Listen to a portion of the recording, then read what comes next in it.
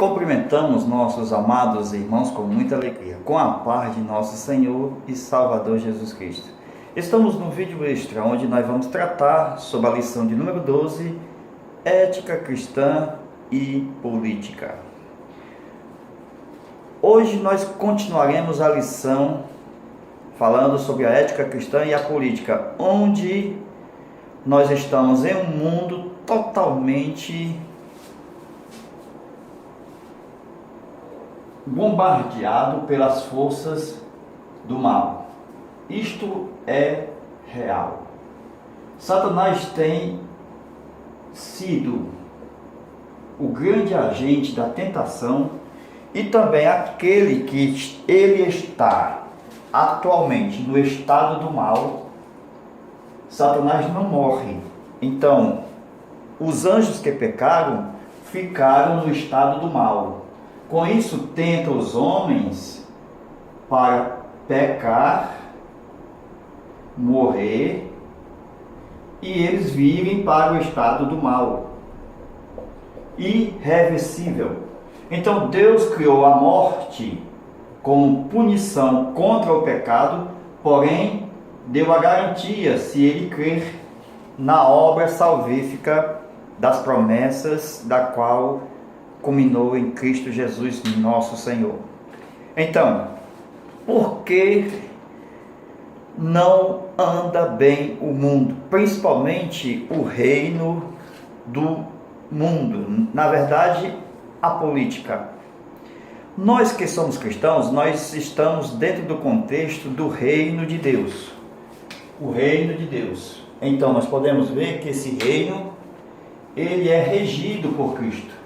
Então nós temos uma luta espiritual contra a maldade. Então nós temos a Igreja do Senhor, que trabalha lutando contra o mal, para que o mal não venha sobre a humanidade, porque a humanidade precisa de Deus, precisa conhecer a Deus.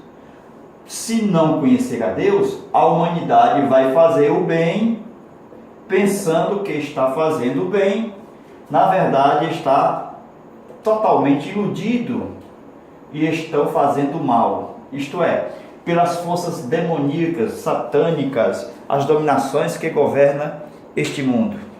É muito triste, irmãos, porque Satanás está por trás de todo o reino da terra. Somente a Igreja do Senhor, que é lavada e remida pelo sangue do Cordeiro, tem sido profeta. E Deus tem dado misericórdia e a Igreja tem suportado esses ataques e ela não tem morrido. Na verdade, sempre quando se levanta um profeta de Deus, o diabo o intenta para matar. Quando o profeta de Deus aparece e aponta o dedo onde está o erro, seja na política, nos governantes, como aconteceu com João Batista, que apontou o pecado de Herodes, e ali Herodes mandou tirar a cabeça de João Batista. Vocês veem que também no momento do final da história, Deus vai mandar duas testemunhas, aonde enfrentarão o anticristo e o seu governo, apontarão o dedo mostrando os seus pecados, e ali o anticristo mandará matar as duas testemunhas. Nós estamos no tempo do fim e que estamos em uma perseguição, onde Satanás, ele persegue de uma forma externa e de uma forma interna. Na forma externa, Satanás sempre perde porque a igreja cresce de uma forma extraordinária. Seja as denominações cristãs, por exemplo, a Batista, até mesmo a denominação IURD, Igreja Universal do Reino de Deus, tem sido atacada por causa da sua ênfase no dinheiro. E assim vai a corrupção dos pastores. O diabo sempre tem atacado as denominações evangélicas. Com isso, quando está externa o ataque de Satanás, as igrejas sempre aumentam, nunca se acaba. Mas quando o ataque é interno, onde Satanás coloca irmão contra irmão dentro da igreja, esta igreja não pode subsistir. Então, meus amados irmãos, como esperado, nós vamos falar agora sobre a liderança de José e também os seus sucessores. Na verdade, José não deixou nenhum sucessor, como também Saul. E por quê, irmãos? Não foi por falta do povo multiplicar. Não, Deus deu oportunidade do governo de José ser bem sucedido para gerações futuras. Mas houve um governador, um rei, um herói, ou seja, houve um rei na história de Israel que se levantou e não conhecera José. Então este faraó não conhecera José. Agora, por que este governante não conhecera José? Deus deu a oportunidade do povo se apresentar. Como? Através dos irmãos de José, através das gerações de José. Isto é, José tinha que deixar um sucessor. Esta é a verdade. A oportunidade Deus deu. Por quê? Porque o povo foi fecundo no Egito. O povo se multiplicou no Egito. O povo geraram pessoas no Egito. Isto é, até mesmo o faraó ficou com ciúme de tamanha fecundação que Deus havia multiplicado o povo no Egito. Então, vocês observam, meus irmãos, que a oportunidade Deus deu. Então, Deus deu a oportunidade, e foram 3. Primeira, com José. Segundo, com seus irmãos. Terceiro, com a geração desses irmãos. Então, a primeira falhou, a segunda falhou e a terceira falhou. Onde está o sucessor? O sucessor não nasce com discipulado. O sucessor sempre nasce quando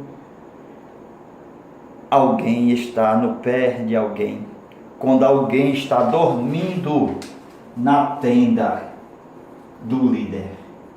Então, aquele que dorme à frente da porta do líder, como aconteceu com o sucessor de Moisés, certo? Então, ele dormia na porta da tenda de Moisés. Então, nós podemos ver aqui logo de imediato. Veja que o Josué foi o sucessor de Moisés, mas ele não saía da porta da tenda da congregação, da tenda de Moisés. Então, Elias também deixou um sucessor, que foi exatamente o Eliseu. E Eliseu disse: não te deixarei enquanto. Então, nós podemos ver, meus amados irmãos, que a oportunidade tiveram, mas morreu José, morreu seus irmãos, e morreu toda aquela geração, e não deixaram um sucesso, sucessor, sucesso. Então, não deixaram um sucessor. O que adianta dizer que a minha igreja tem 7.000 membros, mas não tem um José, não tem um dos meus irmãos, e não tem um da minha igreja que se levante na geração futura para ser o sucessor? Com isso eu estou mostrando, meus irmãos, é que dentro da política todos esperam um homem que venha suceder aquele político, aquele novo rei que não conheceram José.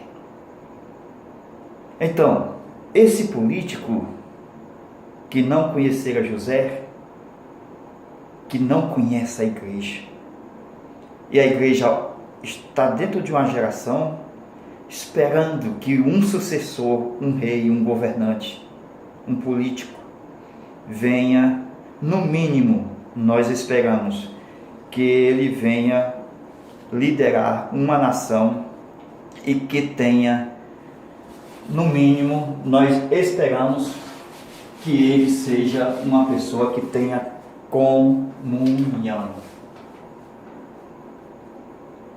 Nós esperamos que a pessoa que venha dirigir a nação, cujo Deus é o Senhor, ele tenha comunhão. Então ele possa ter um exemplo da videira. Se não tiver, ele pode ter o exemplo da figueira. E se não conseguir, ele pode ter o exemplo da oliveira. Eu estou dizendo, irmãos, que aquele que vai liderar a nação, ele precisa da comunhão do Pai, do Filho e do Espírito Santo. Eu estou mostrando que, enquanto o líder, o governo, o político não tem comunhão com Deus, o que resta para ele, o espinheiro. É triste, mas é real. Aquele que produz espinhos e cardos, só resta o governo de Satanás. É este governo que entrou no mundo depois do pecado, que a Bíblia diz que veio a criar cardos e espinhos. Este é o governo que combate contra a videira, que trata da comunhão da mesa do Senhor. Esse combate contra a figueira, que trata da fertilidade, certo?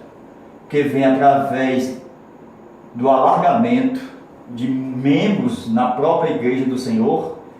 E esse combate contra a oliveira, que é o Espírito Santo trazendo a unção. Então, enquanto o líder, o governo, não tem comunhão com Deus, é triste o estado. Ele não serve para ser videira, muito menos para ser figueira, e nem oliveira. Ele só pode ser o espinheiro, que é tipo de um governo satânico que está sobre a humanidade, ou sobre aquele governo. Então, é uma representatividade do governo de Satanás. Quando o anticristo vier, ele usará o espinheiro e irá contra tudo que é oliveira, figueira e videira, porque a representatividade do governo de Satanás é o espinho, os cardos, representando a dor, a enfermidade, a morte, o pecado na humanidade. Então, meus queridos amados irmãos, nós podemos ver que José foi o líder, o governo lá no Egito. Mas a falta do seu sucesso também podemos ver que quando ele estava governando o Egito, o seu pai estava na terra de Gósen. Agora, veja se houve comunhão de José com o pai. Irmãos, a triste notícia: todo governante tem tempo de visitar os seus pais. Mas José parece que não tinha tempo, porque nós vamos ver em Gênesis 48, versículo 1, estamos falando de José, governador, político, certo? Governo político. Mas o pai dele ficou doente. E cadê José para visitar o pai? Então nós podemos ver isso aqui, e no versículo 11, o pai dele estava muito doente, e ele até afirmou que pensava que não ia mais ver José. Triste notícia. Então, nós temos o outro lado da vida de José, negativo. E os irmãos dele, que ele deixou na prisão 3 dias. José foi um governador, foi escolhido. Mas por que José não deixou sucessor? Tem pessoas que acham que Tudo que acontece com o pai tem que acontecer com o filho. Será que o novo sucessor vai ter que passar pelo calabouço, ser vendido, passado por Potifar e ir para as masmorras? Não, irmãos. Os filhos não precisam passar pelo que o pai passou. Isso seria voltar atrás na história. Isso seria atrasar o projeto de Deus. Então, nós podemos ver, meus irmãos, que esta busca de José com o pai houve um fracasso. Então, a igreja só é vitoriosa quando ela busca o pai. A igreja está preocupada, os líderes, na verdade, não é a igreja, com a sua própria denominação. Estão preocupados em não perder o seu ganho, o seu dinheiro, infelizmente. Então nós podemos ver, meus irmãos, que José, ele pensava que ninguém poderia ser o governante se não passar por tudo que ele passou. Mas Deus trabalha do jeito de Deus, dele mesmo. Com isso eu quero dizer o seguinte: não precisa o sucessor passar pelo que o seu líder já passou. Então Deus vai mostrar que é Deus na história e vai pegar um lá na frente, sem passar por Potifar, por calabouço, sem passar pela escravidão. E assim, quando nasce de bebê, já lança direto no palácio de Faraó. E ainda mais, ele vai crescer e vai ser chamado filha da filha de Faraó. Mas quando ele já estiver grande, ele vai resolver a não querer ser o príncipe do Egito. Mas José não rejeitou. Mas esse Moisés, meu irmão, isso aqui é uma palavra profética. O pastor não foi chamado para ser político. Moisés foi chamado para ser pastor. E quando ele descobriu o chamado, ele abandonou a carreira de príncipe do Egito. José não. Com isso, os pastores estão iludidos, porque aquele que milita na obra de Deus não se embaraça com nada desta vida. Não se embaraça. O chamado para o pastorado é específico. E Moisés decidiu não ser príncipe. Ele rejeitou ser chamado filha da filha de Faraó quando já era grande. Glória a Deus.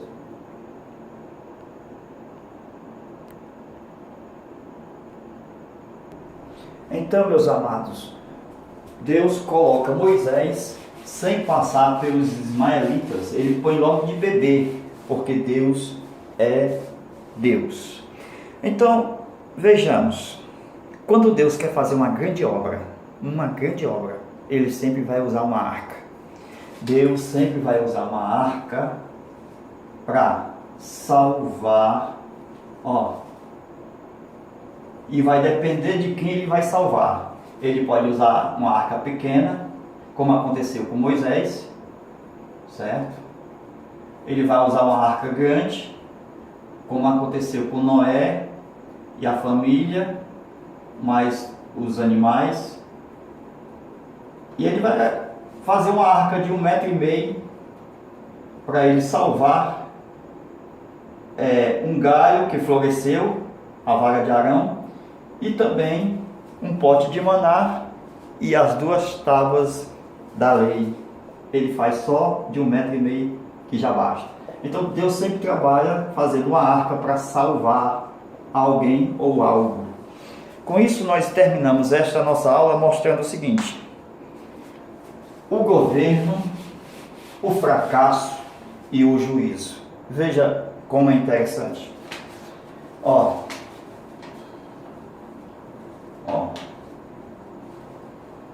Governo, fracasso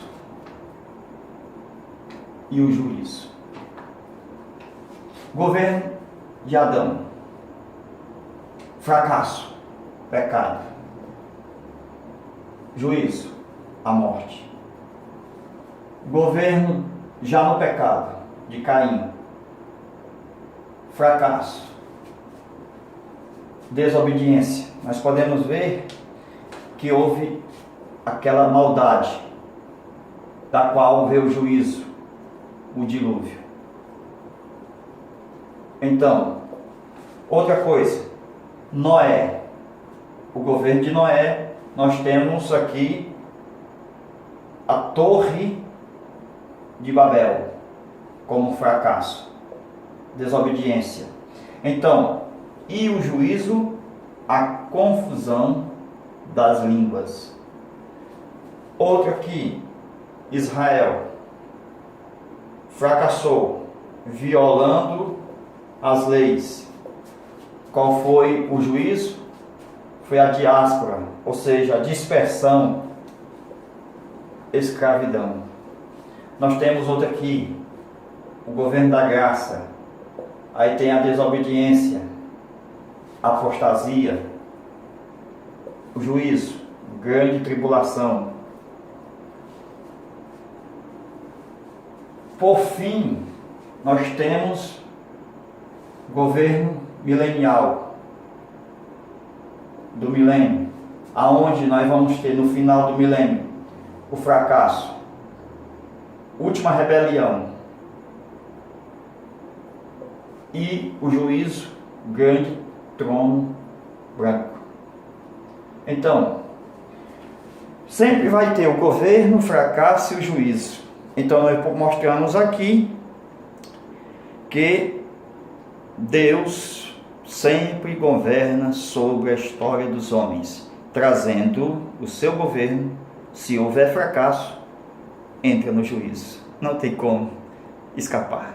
Deus abençoe a você, a sua família, e que nesta próxima aula de domingo você seja uma bênção para todos aí com seus alunos. Amém. Deus abençoe.